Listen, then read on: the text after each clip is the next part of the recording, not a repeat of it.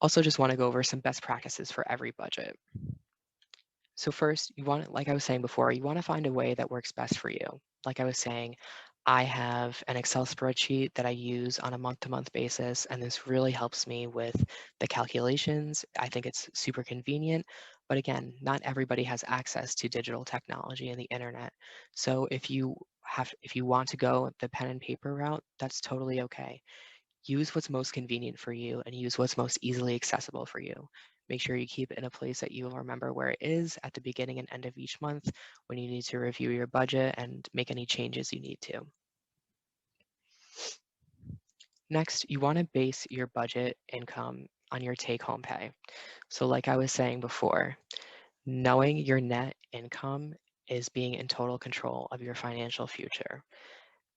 You want to make sure that you understand what taxes and what other deductions are coming out of your paycheck because that's the final amount of money you're going to be taking home at the end of each week, month, or year, depending on, what you're planning for. I always think of your gross income as like your happy number.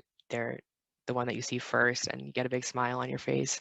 Your net income, on the other hand, is the truth. It's the reality of what you're going to be taking home each month.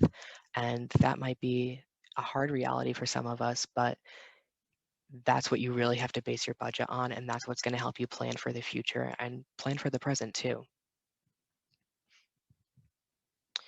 You also want to take your savings seriously. You want to give your monthly savings contribution the same priority as all of your other living expenses. And this is because you don't know what can happen in the future. You don't know what new opportunities may arise. Um, you want to make sure you have enough money set aside for an emergency. You want to make sure that you have enough money set aside for debt repayment. You want to make sure that you have enough money set aside to reach your financial goals, owning a house, owning a new car, starting a family. Your savings deserves just as much as attention as your needs and your wants in the end. And this is something that I think often goes overlooked when it comes to budgeting, and that is checking your budget, not your balance. Your balance doesn't do as good of a job of telling you what you can and can't afford each month. So if you look at your balance one day, it might be really low. You might be scrambling to think, oh my God, what did I do? What did I pay for? If you look at your budget, you'll actually see that you've paid for everything you've needed to for that month. And you might actually have some room left to put in your savings or put in your wants, put towards your wants. So it's always better to check your budget first and make sure that you're still aligned with your goals and what you need to save for and what you need to pay for and where you can, splurge a little bit.